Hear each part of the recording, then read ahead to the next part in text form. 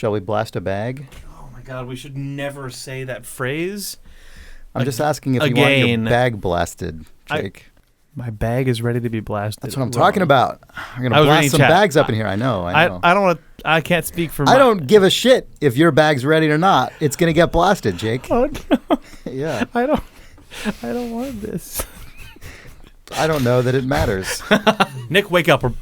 We're bag blasting time, motherfucker. I don't fucking blast a bag. I don't want to blast a bag. It's going to get blasted. I don't You wanna. might as well be part of it. I don't like blasting bags, Daddy. Oh, no. You know what? No one else does either, Nick.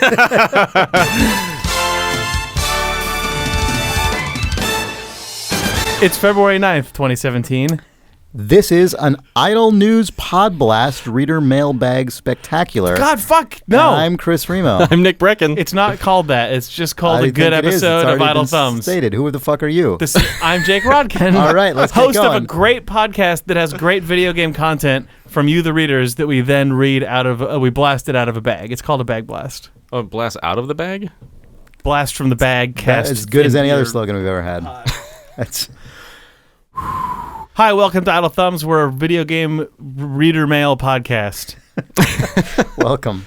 As you know, we've been prolonging the release or the recording and release of Idle Thumbs episode 300.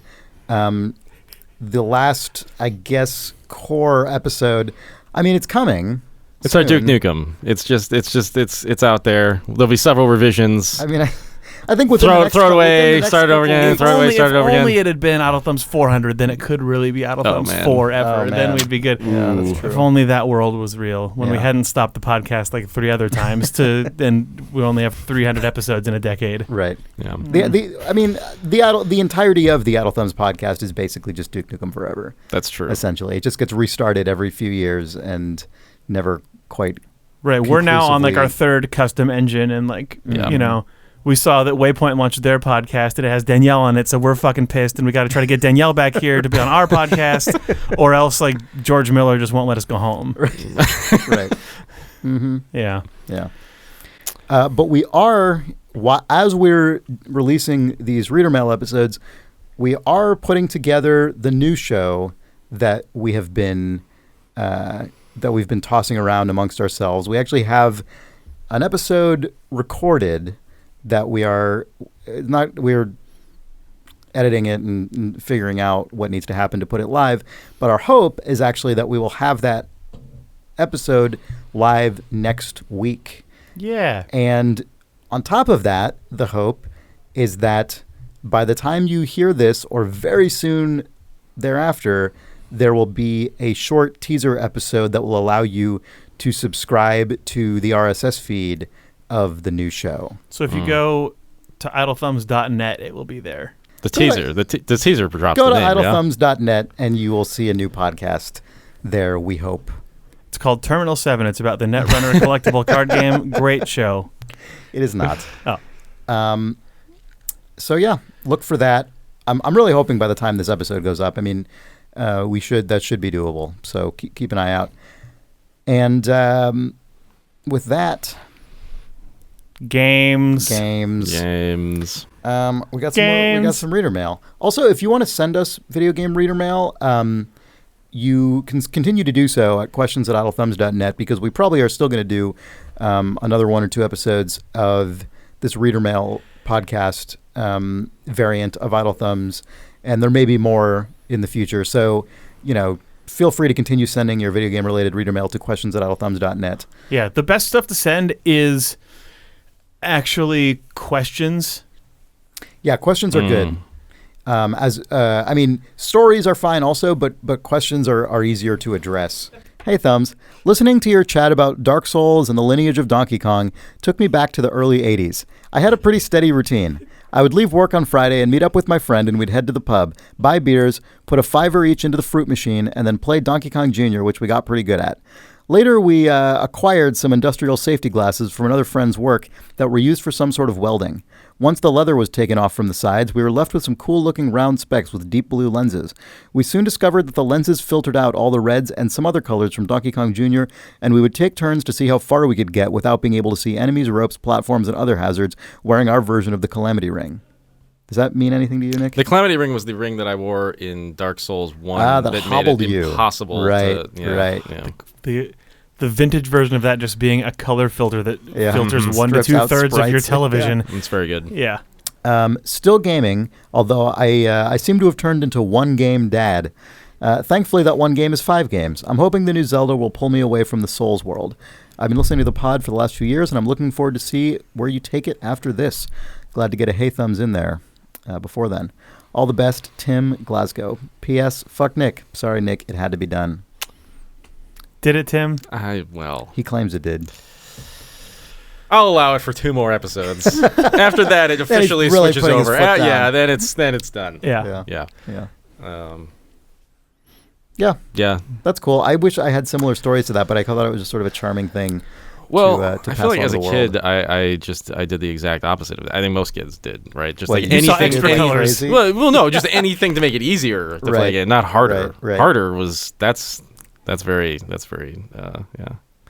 I thought it did occur to me though. I did do a weird thing with this game, Solar Jetman. Do you guys know this game? Yeah, This that was a NES rare game, wasn't it? I think it may have been.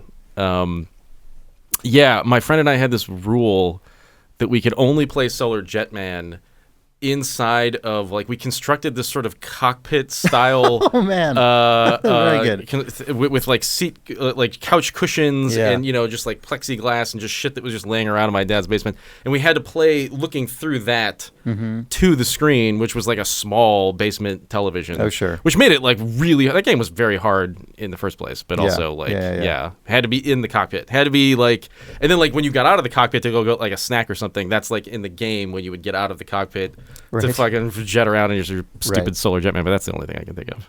Are you looking up Solar Jetman, Jake? No, I feel like I can't remember if this game is real or if it's something we had just talked about on Idle Thumbs at one point as a fanciful piece of bullshit. I feel like we had talked about the idea, and man, I'm sorry if this is actually a game, of a same screen console style multiplayer game where you would give one person like a red cellophane set of glasses and one person a blue cellophane set of glasses, and you would draw the same game on both screens, but people would only be able to see the one color Right. channel that's let through. man. So you could give people full screen multiplayer experience through Right. like red blue 3D. Crazy. That's really clever. I'm sure someone else has tried that. You wouldn't even need it to be split screen. It would just be Exactly, you both get full screen games. Right. Yeah, you'd okay, split it at the color channel level, and you Yeah. could, I guess you could potentially do 3 players. And it with would just that. look insane if you weren't wearing the glasses. It would just it would just look like a mess. Yeah. Um, That's really cool. I wonder if that was ever made. maybe that copy of Donkey Kong Jr. was also running Donkey Kong on like the red channel or whatever, the one that's filtered. Yeah. Hey.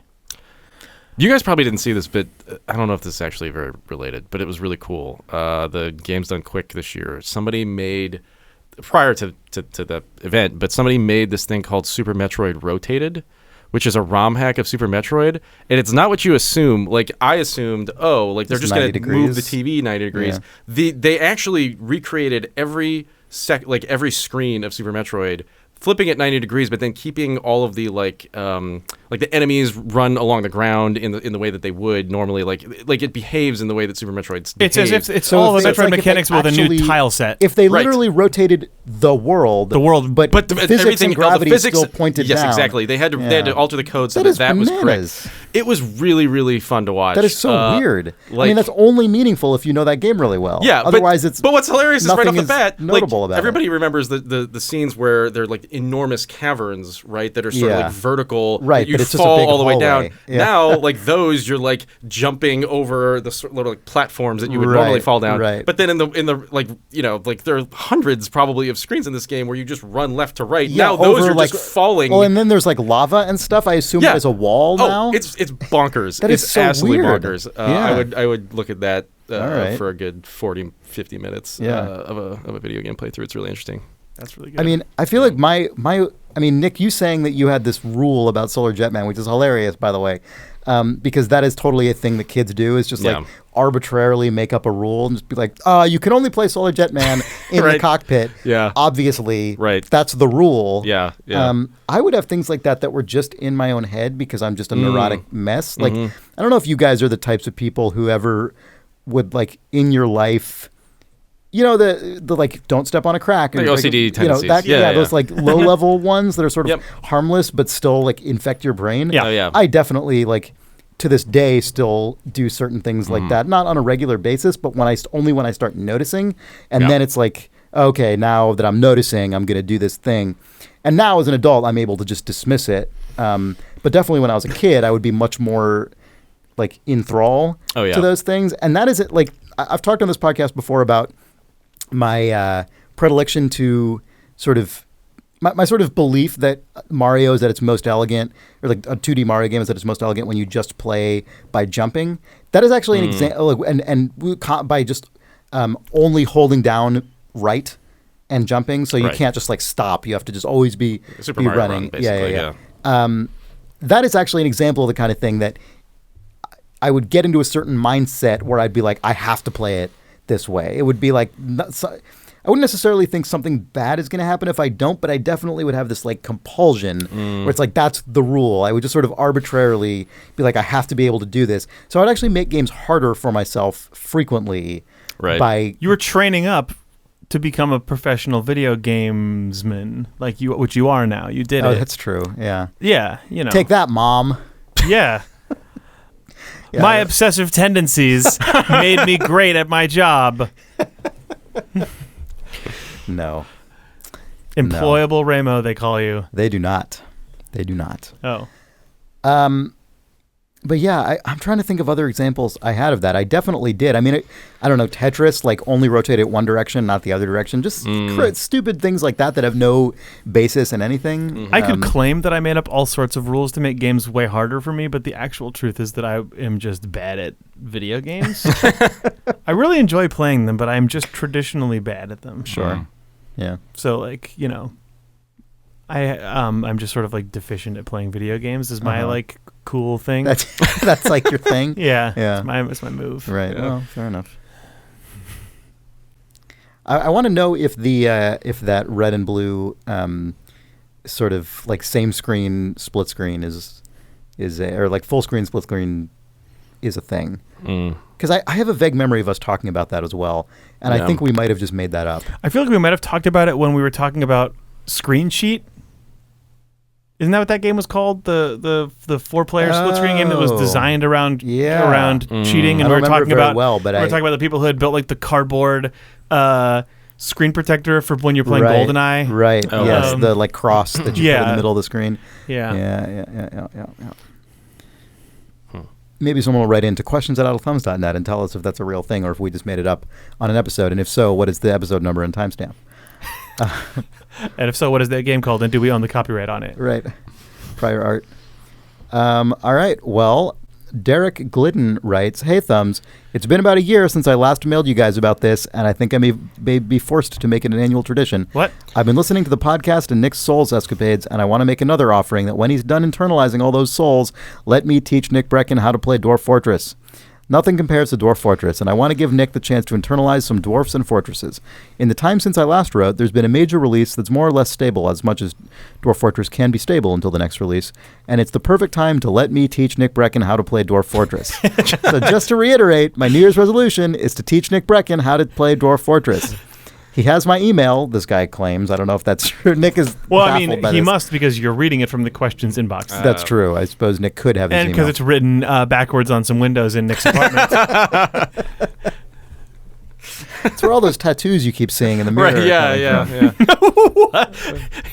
Every day you wake up with the same email address on your body.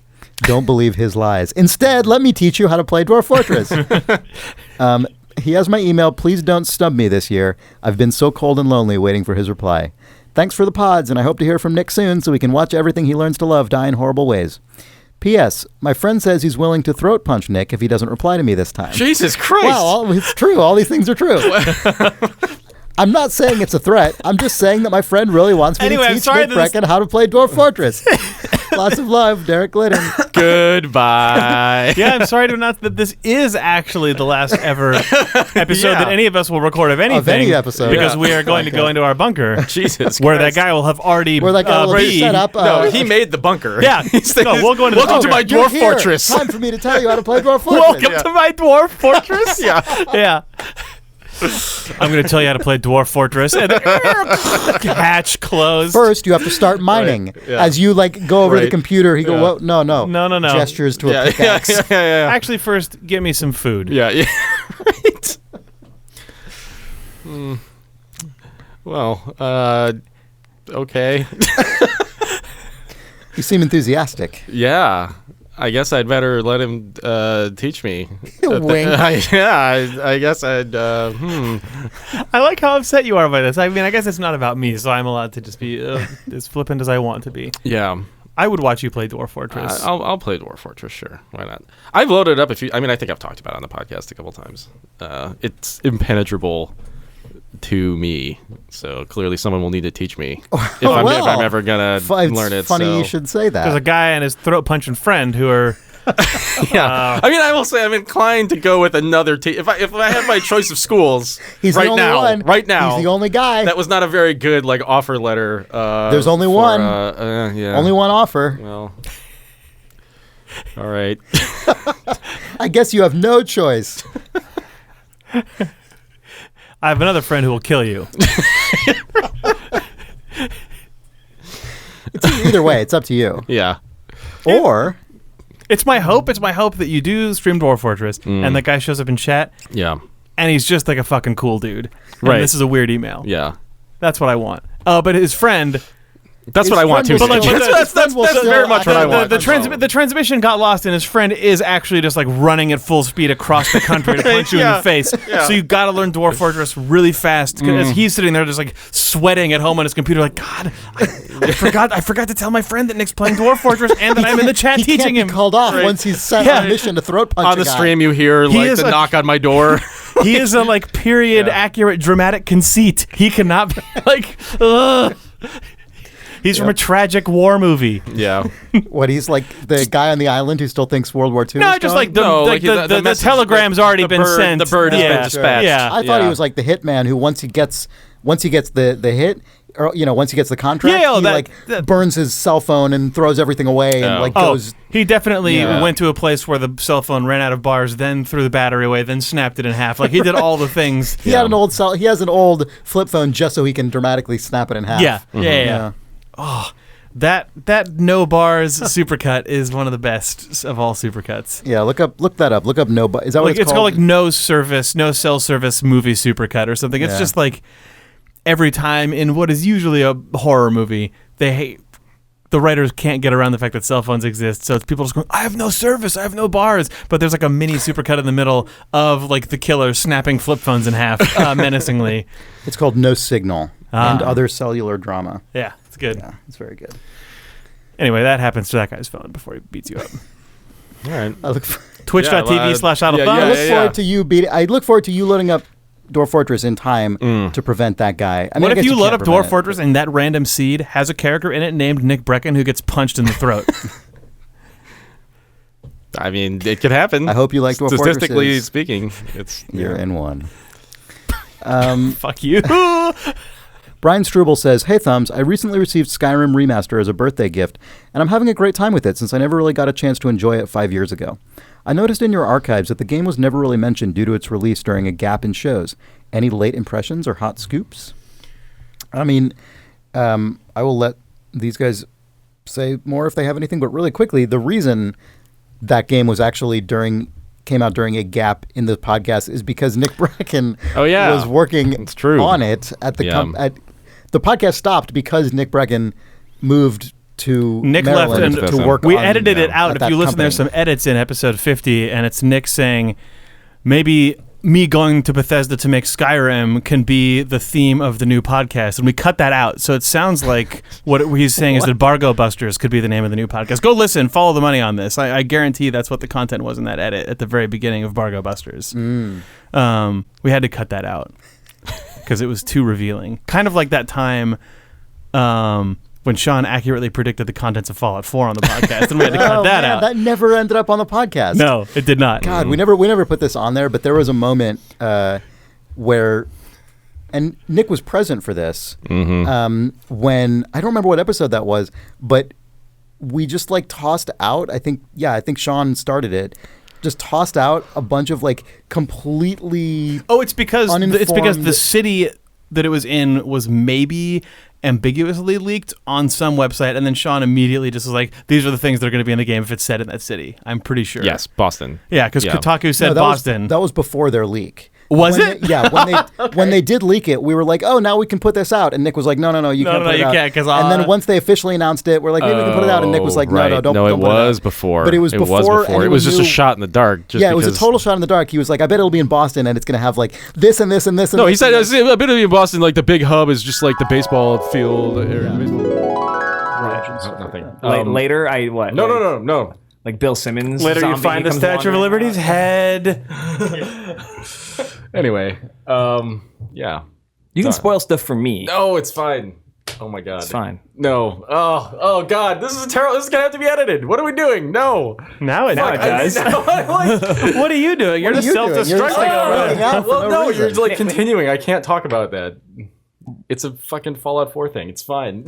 I just made a weird face because I was thinking, there's a huge fucking thing set Why in are Fenway. you doing this? Why are you ruining my evening?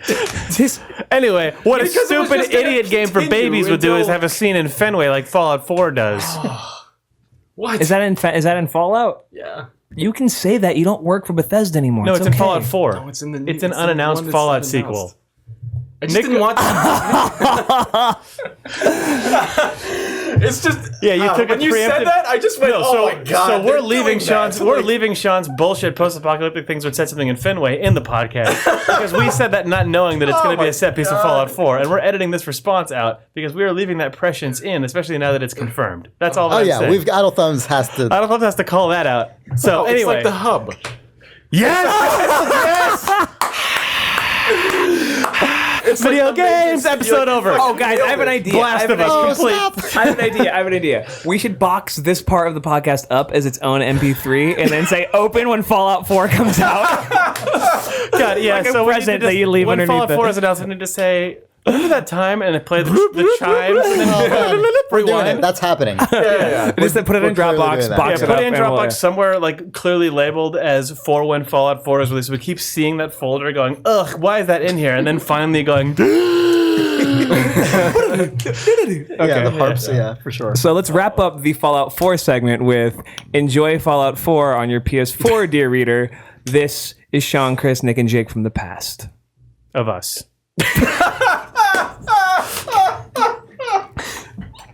Last of Us just came out, future reader. That's why that joke is funny. It's over already. Oh, wow. So even if this episode is just a big piece of shit, we've got this future In like gold 6 locked months. down. When is that being announced? I have no idea. This year? No, not even announced. maybe the VGA is at the earliest, December. That's fine. Whatever. Fenway, what it used to be, Blur when trailer. Thumbs no longer exists, will suddenly on the feed, this will show up.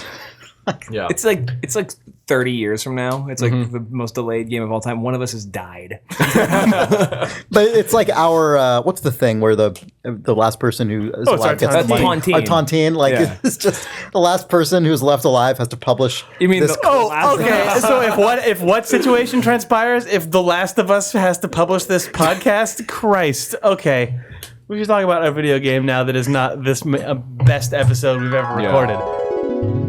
I was caught in a possible position. White as a ghost, because the thing is, if it had gone on the podcast, it would have seemed as if I had somehow it, right. So that was a really so tough from that moment point on, for my brain to handle. I didn't know what to do. Anytime anyone talked about Skyrim from then on, we edited it out of the podcast, which is why we've not discussed it till this day. Right. No, that's actually not true. We talked about Skyrim a ton during the Idle Thumbs Kickstarter in 2012. So if you were a Kickstarter backer and listened to the progress casts, of which there were like a dozen or more, there was a lot of talk of Skyrim in there. Sean was talking a lot about home barreling and all sorts of other weird garbage. I've been meaning forever to get the progress casts out of Kickstarter Purgatory and onto the website, because it feels like the like statute of limitations on those being backer exclusives is probably passed. Yeah. So I'll mention it in an upcoming episode, and we'll put a tweet out or something whenever I actually get that stuff up. Because like we have all the episode art, we have all the episodes page or something. We just put it up as a retired podcast. Oh, that's true. You can still browse those. Yeah, I forgot about that. So whatever, that'll happen at some point, and I will let you guys know. Cool. And then it's like if you never backed Idle Thumbs, it's like some secret episodes of us even more sloppily than usual. And there's one with a weird Nick Brecken, like... Oh, man! Piano. There's a really good episode that Nick recorded just, like, alone on the East Coast, as if it was, like, one... Like, the only one of, like, hundreds of weekly transmissions that actually managed to make its way to us, and we released that as well. So, well, was that the one where I left gaps, or was that a... No, this is the one where you were interviewing yourself alone and, like, playing the theme song on a melodica. Sadly. Right. No, that's funny, because I was actually... So I recorded that in the room in which I was recording the, like, Skyrim Dev Diary podcasts. Weird. And I was just, like, late at night at, like, 10 o'clock, and I was sad, and I just thought, well, I'll do this. Why not? Yeah, it was really good. Yeah. Well, anyway. That and more we'll release sometime. Anyway, there's your Skyrim content, folks. Yeah. Do you guys have anything to say about Skyrim otherwise than that? I mean, I played a bunch of it, but I don't know if I have any, like, specific... It's been so long. Yeah. Can't wait to check it out again on the Switch. Yeah. Nick worked on the DLC for it. Yeah. I mean, I don't have anything specifically. I mean, yeah. I love Skyrim. I think it's a really good game. No, it was a really as much as I like ended up playing that game for work, I still occasionally play it for fun. Yeah. So well, here's a good thing. Go look up the Twitter account Skyrim Mom. Just at Skyrim Mom. That is Nick's mom. That's true. It chronicles. I mean, you have to scroll back on the timeline to when it was actually tweeting in real time, but that was Nick's mom playing Skyrim, not someone who plays a lot of video games. And it was Nick tweeting her observations about Skyrim. Yeah, that was her first like role-playing game. So that was also it was just the combination of all that stuff was just like destroying her brain. It was a really good. It was a really good series of tweets. Yep. Very, very good. It was fun to do. Yeah. Yep. Should we take a break? Yeah, let's take a break. Oh yeah, why not? This episode of Idle Thumbs is brought to you by Casper. Casper manufactures high-quality mattresses. They come in a compact box. The mattress is gently released into your home. Yes. Nick has corrected me. Yeah. But like with much enthusiasm. Well, yes. It's carefully. There's a little happy wheeze as the... there's a happy wheeze. As the chemical... Casper.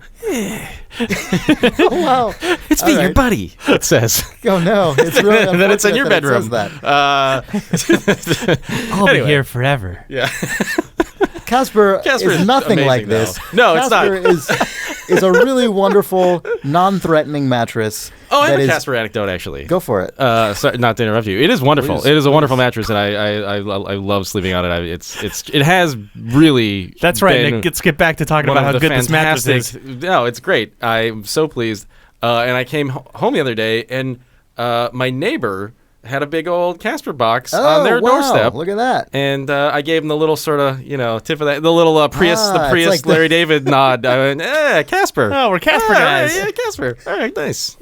Yeah. Did you strike up a conversation, or were you also Larry David? No, I just quietly, they weren't even there. Yeah. This is in my head. Oh, I just went out. You doffed your cap to the Casper. Right, yes. Doff your cap to the Casper, readers, by going to casper.com/thumbs, where you can use the offer code thumbs to get $50 towards the purchase of any Casper mattress. They are reasonably priced. They have a 100-day guarantee. They're really comfortable mattresses. If you feel like you want to become better friends with your neighbor and act like you have something in common with them, these are really well-priced mattresses. You could probably get yourself one and get one for your neighbor. Just so you can. They can always send it back. Right. Just surprise them. Just get two. Get one for you and one for your neighbor. Yeah. Your AKA your new best friend, you lonely person who sleeps comfortably on this Casper mattress. That's casper.com/thumbs with the offer code thumbs for $50 towards any mattress. Yeah. Thanks, Casper. Be better friends with your neighbor. Get a mattress that's comfortable. This episode of Idle Thumbs is also brought to you by Harry's. Harry's manufactures and will send right to your home high-quality razors and all sorts of other shaving equipment. I have gone all in on Harry's Over the last few, I've gotten deeper into the Harry's ecosystem. I now have a metal polished Harry's razor that I have at home. I have a more lightweight rubber gripped Harry's razor that I keep in my suitcase for when I travel. I have the Harry's aftershave balm, which is very soothing. I have tried both the Harry's shaving cream and shaving foam, and I'm a big booster of the Harry's shaving cream. I just ordered another huge bottle of it. I've got a stack of the blades in my medicine cabinet. Yeah, no, I'm all in. If you would like to have a chance to become a true Harry's customer, you can go to harrys.com and use the offer code THUMBS. You will be able to get their whole Harry's trial kit for free. Just covers shipping, but you'll get the whole set. And on top of that, with that offer code THUMBS, you will get that post-shave balm thrown in there. It is very nice and soothing. That's good to know. It is a cool, soothing balm. Wonder how close I can get this camera to your face. I don't know, but I do know that if you go to harrys.com and use the offer code THUMBS, that's how you're going to get that balm. Get deep into that Harry's ecosystem. It's worth it. Your face is worth it. Your legs are worth it. Keep going, Chris. Any part of you, I could get more. If you go to harrys.com and use the offer code THUMBS. Thanks, Harry's. We're back. Hey. Hey. Alex says, "Hey Thumbs, I thought about it, and Mario does not consume mushrooms in any of the main entry 3D Mario games. Maybe Mario is misshapen due to side effects from his extreme mushroom addiction." Maybe Mario is Misshapen was the final never released edutainment game in the Help put Mario back together. Mario teaches typing. Mario is missing. Mario's missing. Maybe Mario is misshapen. Well, he's missing. He goes missing. He comes back. Mario's missing. I think he doesn't look. Mario was missing and he came back wrong. Yeah. That was when David Cronenberg was offered a Dr. Mario adaptation. Oh my God, Dr. Mario from the director of The Fly. Yeah. Mario is misshapen. David Cronenberg's Dr. Mario that's like enough. Yeah. That's all the content. Yeah, that's the full pitch right there. Yeah.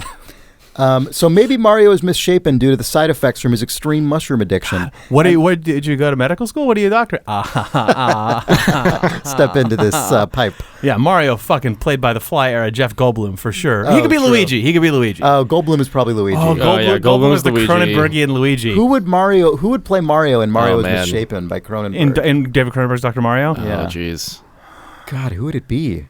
I don't know enough like Cronenbergian actors. Yeah.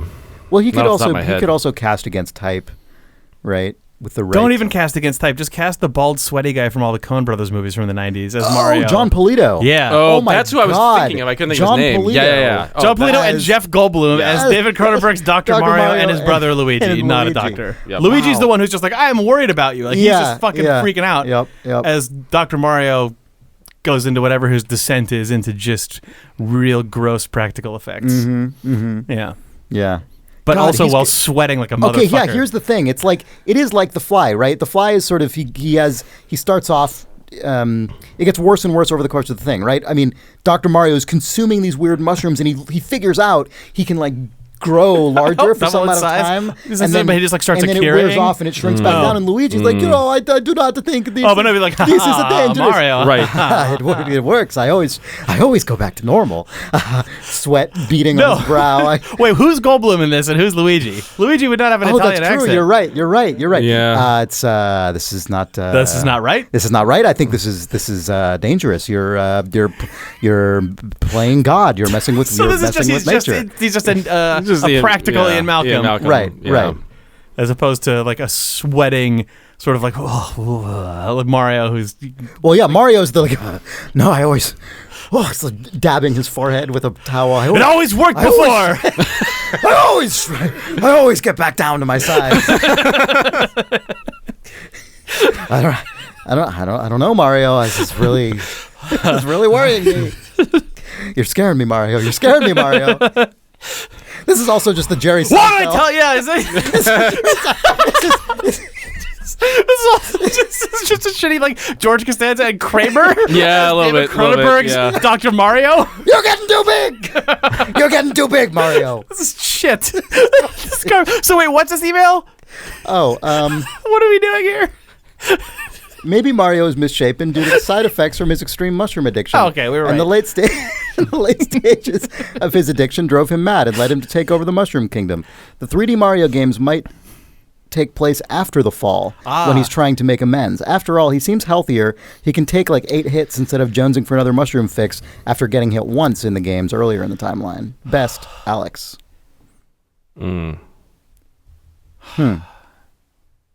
I'll allow that. Yeah, I think so. I'll allow that. I think that all fits pretty well inside this film as well. Yes. Yeah. Yeah, I know.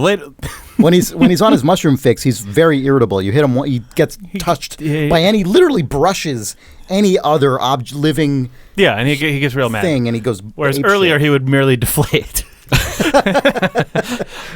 In the Mario 3D Land and 3D World games, mushrooms are in there, so we can only assume those are the immediate precursors to Mario 64.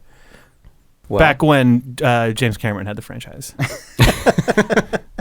yeah, Oh man, David Cronenberg's Dr. Mario. it's very good. I want that. I now. want it. Yeah, I know. Someone could illustrate that. Cole/Circle of Iron writes, you guys were talking about readers who have never seen you guys.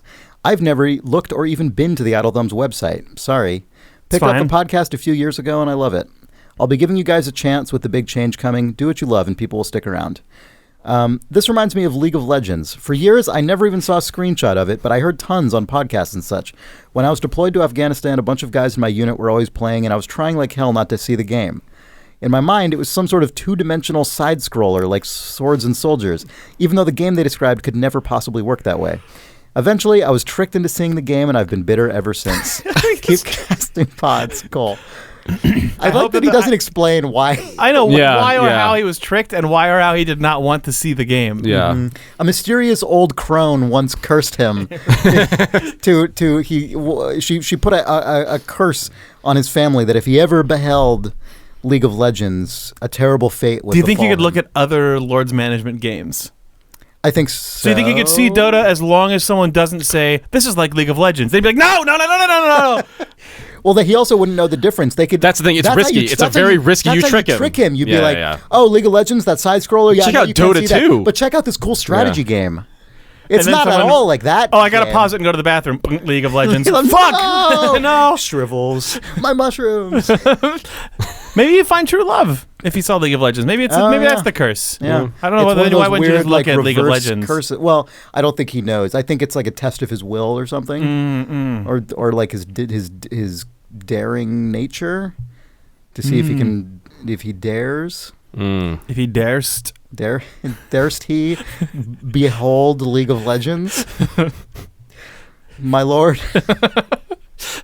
I don't know. I don't even really know anything about League of Legends, so I can't even. Wow. Good. It's fine. It's a strategy game. I heard it's like a side scroller. It's like a strategy game, but everyone just plays one character. It's like a team. Yeah. That's what I heard. All right, let's see. Ian writes, "Hey Thumbs, I'm an artist with a bad habit of crunching for deadlines." Oh, hold on. Before you get to this, you were mentioning sure. my lord. Steve true. Gaynor pointed out that Evony Online apparently had a Super Bowl ad. So just if you ever read any of those articles charting the just shitty descent of their ads into just literally a picture of like boobs in a bra, yeah. that apparently is the road to. Do we know what the? No. Yeah, we don't. Know I just what know that was. it cost millions of dollars. Right. Right. That's all. Well, Hopefully it was just a lady saying, "Play discreetly, my lord." they no longer have any need to be discreet. No. Now they just show up in the Super Bowl. Yeah. That's true. Ian writes, "Hey Thumbs, I'm an artist with a bad habit of crunching for deadlines. I justify it to myself as a necessary symptom of maximizing the amount of thought put into a project before having to commit to a particular idea and bring it to completion. I am suspicious of myself and my justification, but at some level it's going to be a reality of working in a creative field where I care about my output. So I figure I should at least try to get better at it. My question for you guys is, what is your process of dealing with periods of crunch? Thanks, Ian. P.S. I keep myself sane while I draw by listening to podcasts, and over the few years I've gone through the full run of Idle Thumbs a handful of times. I'm genuinely more good at art stuff while I'm listening to Thumbs. Thanks so much for the podcast. PPS, the Ruination Cast is my favorite episode. That's a good one. Arguable. Well, it's a good episode. I don't really remember anyway. Oh. That's a good question. I mean, it's a bummer that it has to be a question. Yeah. How I deal with crunch is badly. Is like I'm not good at it. Yeah. Yeah. I mean, I suspect that's true of most people, right? I mean, crunch is sort of by definition the result of mismanagement to some degree. It's the problem is when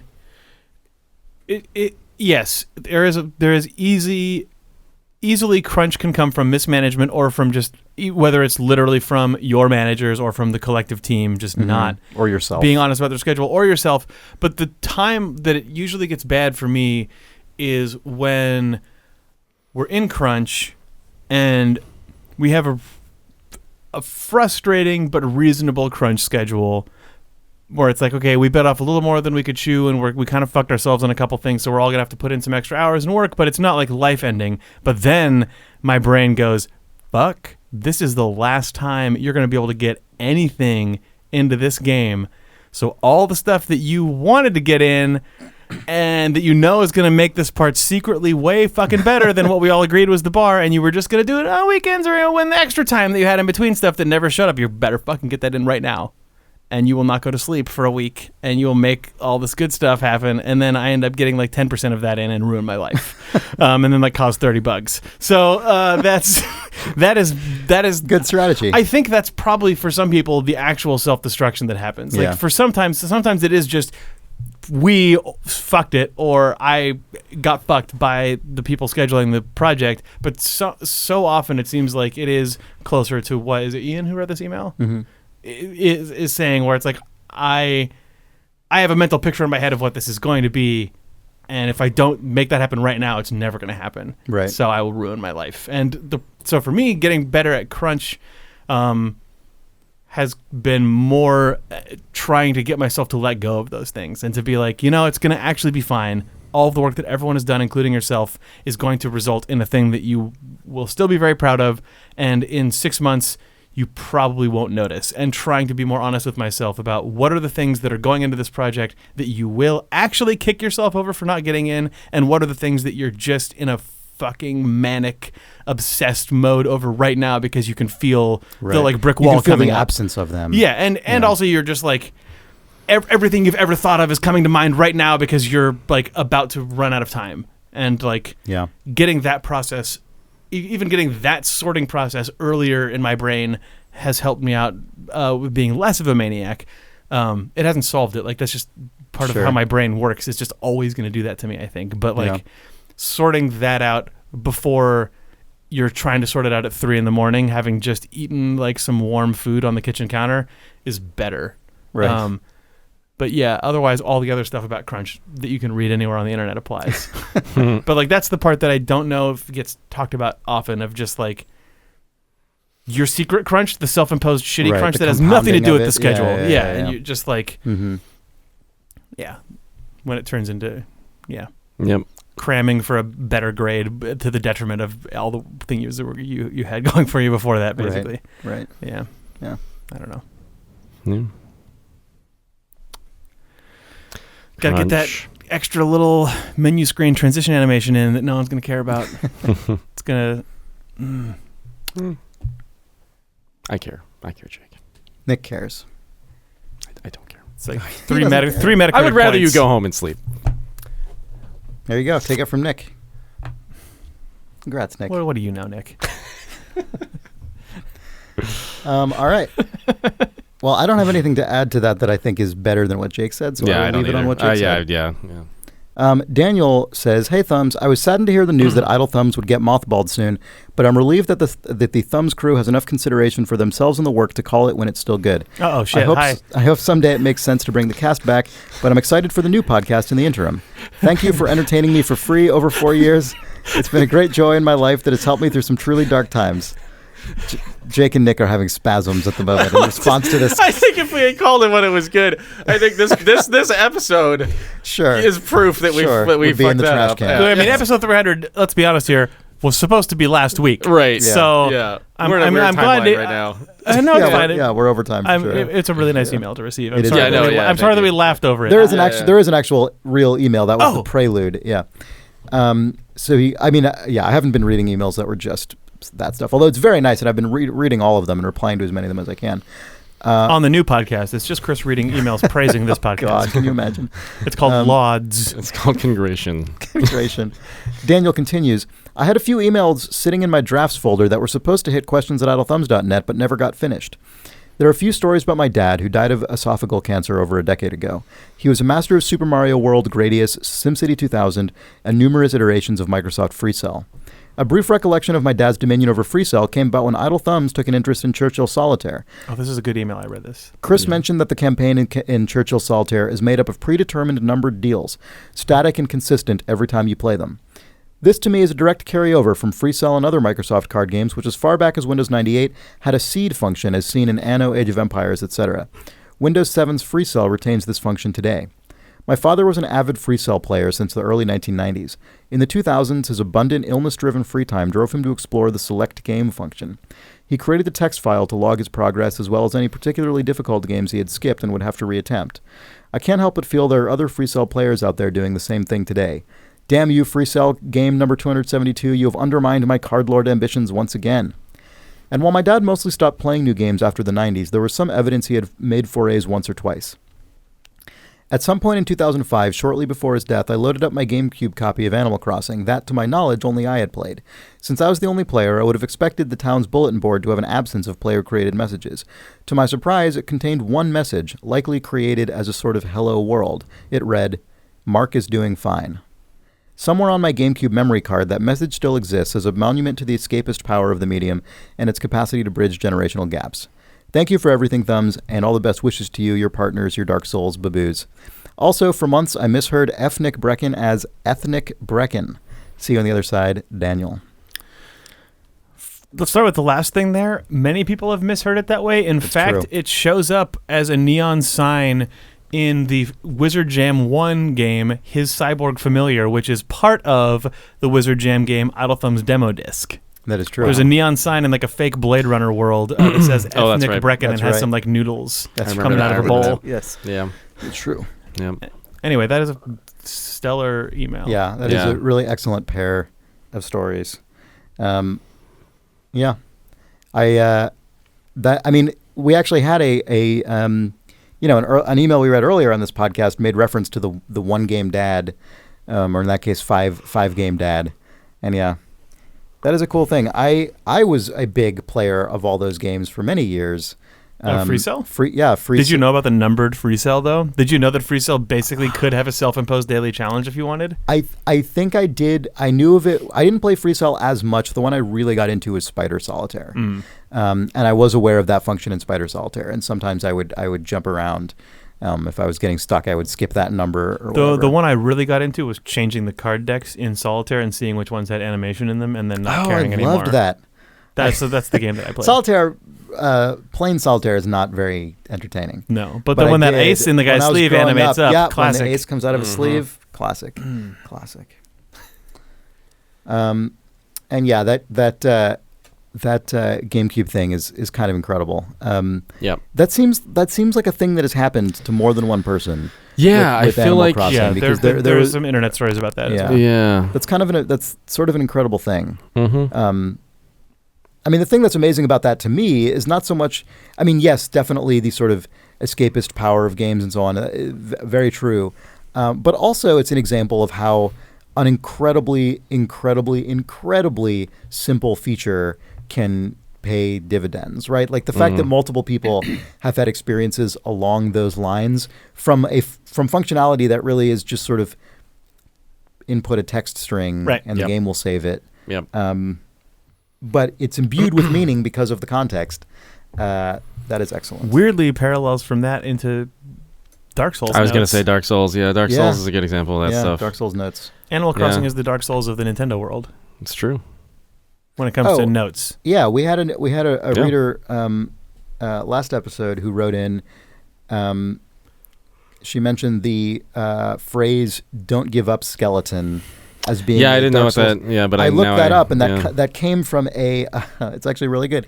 It came from a note that somebody had left in a Dark Souls game. I guess probably Dark Souls 1, that they placed next to a skeleton that was like hanging off of a cliff, just like so it's like a hang in there. It's down. like a hang in there poster. Yeah, and there's an imager screenshot of a player like examining a note next to that, and on the screen it just says "Don't give up, skeleton" next to the skeleton, like hanging on for its life, I guess, above this pit. Really good. Yeah, it's very good. Yeah. All right. Well, next week might be actually next week is probably going to be Idle Thumbs 300. Bold claim. Yeah. Is it? We agreed on that, didn't we? Let's do it. If we claim the episode of the new thing is coming out next week. Oh yeah, we have to end the old one before we start the new one. But we may continue. Bag blast. We may do some. We may clean up the Yahoo Google. We may do a couple more bag blasts after that, actually, to just yet again subvert Idle Thumbs actually concluding, because we're idiots. So please, it turns out it's easy and pretty fun to record reader mail episodes. Yeah, these are actually, turns out these are very easy episodes, so we don't really. They're fine to just keep tossing onto the feed when we can do them. So do please send more. Why are all words related to the overall infrastructure of Idle Thumbs horrible? I don't know, Jake. That's a good question. If you're looking for more of this style of language, listen to Nels Anderson on Terminal 7, a Netrunner podcast. Yeah. Man, as Chris was saying before I interrupted him to talk about Nels. Oh, I don't mind.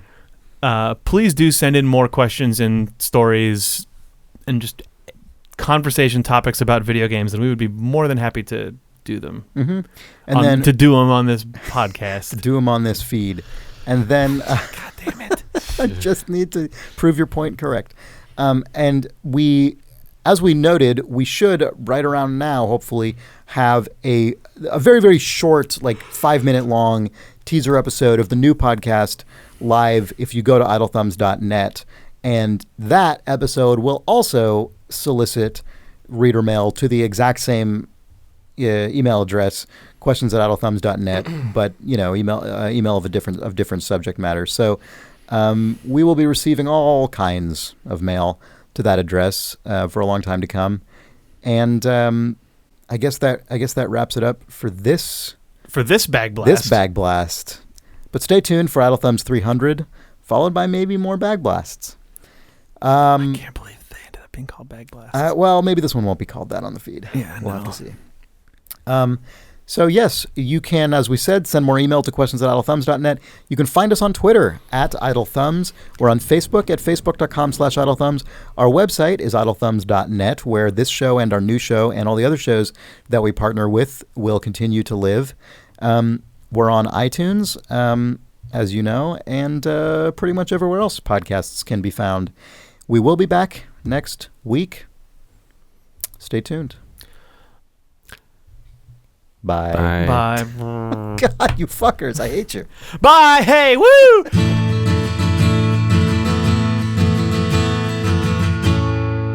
And if you go to harrys.com and use the offer code THUMBS at checkout, you will get the post-shave balm thrown in there for free. You get the whole trial for free. You just cover shipping, but the whole trial is yours, plus that post-shave balm. It's really good. I'm going to start this over. Sorry. You can't. No. God, this was David Lynch talking about his coffee. Oh, this is so good. Oh, no. How could you erase this? How could you erase that gold? Are you shitting me? Jesus Christ. Are you fucking shitting me? I was on your fucking telephone. On your fucking phone. I was starting to lose my brain. I cannot believe that ad is going to not make it live. Wow. What a disaster. Wow. What a fucking disaster. Sorry. Fuck this podcast. I'm sorry. I couldn't. I was starting to just lose track of the world. Unsubscribed. Whoa. What is happening?